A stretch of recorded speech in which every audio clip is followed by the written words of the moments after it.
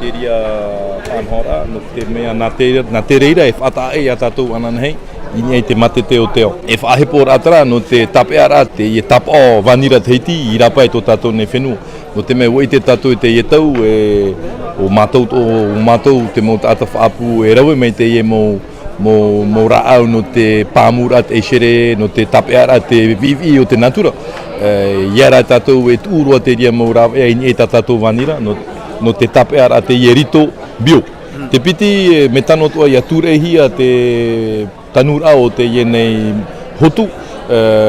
Promou o mararoa tātou i whaito ono ohuru tane vanira tarai. E te mahana o topa mai ohuru mapiti tane, ma teiti meari anei. Te weira te prau o te rewa, wa tawhiwhiri te rewa i te mo teiti meari anei. E rera te riano, wa otoet o mai te mo tata whaapu e wa whaia te praruau. Me tano ia tūrehi a tātou mo ui api roto i te imira amoni papu mai te no te pai o te whaapu.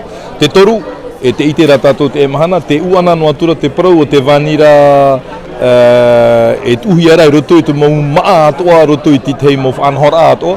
Te ite ra tātou te pua vanira, te ie pua me tūroa roto i te matini e utohi e taua vanira. Te ite ra tātou te mau te tauwhe anuhi e vanira e warau ahautua te mau whanhora e rawahia mai nā tātou ne mo tata whahotu vanira.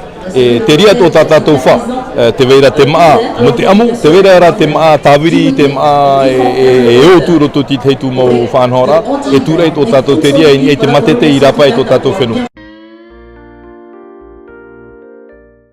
Garantir la production, tout d'abord rester dans la vanille biologique, de l'agriculture biologique.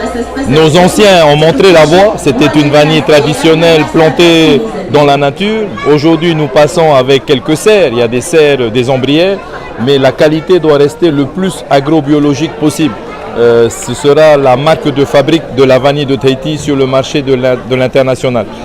Ensuite il faut aussi inciter et favoriser l'installation de nouveaux vaniculteurs.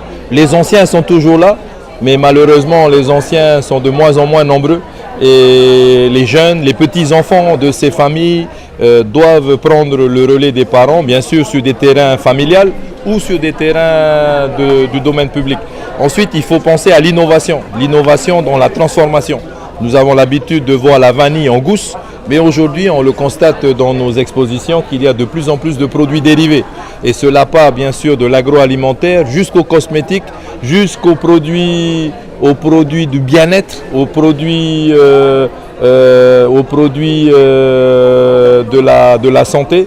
Et il est important donc de développer aussi ce type de transformation dans notre pays, mais pour le marché international aussi. Il faut intéresser la jeunesse à travers les différents dispositifs d'aide que mettra le service de l'agriculture, mais il faut surtout remobiliser les anciens pour qu'ils donnent ce savoir à leur famille, à leurs enfants, pour que cette tradition de la vanille polynésienne, la vanille de Tahiti perdure.